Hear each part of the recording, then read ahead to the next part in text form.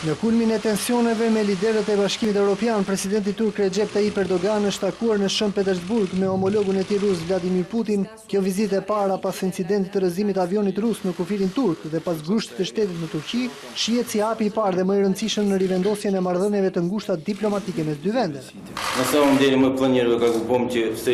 Të fakte rikonfirmuan të dy liderët. Presidenti Putin deklaroi se vizita e Erdogan vjen me një situatë të komplikuar në Turqi dhe ajo dëshmon se të dyja vendet por i gjallërojnë dialogun dhe marrëdhëniet dypalçe për hir të popujve të tyre. Putin është lideri i parë i cili rikonfirmoi mbështetjen e Rusisë për krizën politike që pason grushtin e shtetit në Turqi.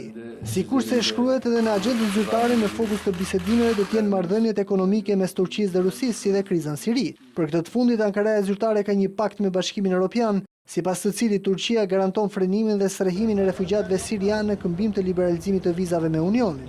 Por tentativa për grush shteti dhe përpjekja e lidershipit turk për të rikthyer dënimin me vdekje kanë rritur ndjeshëm tensionet mes palëve, duke cënuar dhe paktin në fjalë. Duke parë këto zhvillime, mediat e komentojnë dhe si një lëvizje politike dhe presion flirtin e Erdogan me Putin, duke patur parasysh pozicionin kyç gjeopolitik të Turqisë dhe rolin që ai luan me fluksin e emigrantëve, që konsiderohet si kriza më e madhe me cilën përballet Evropa që nga lufta e dytë botërore.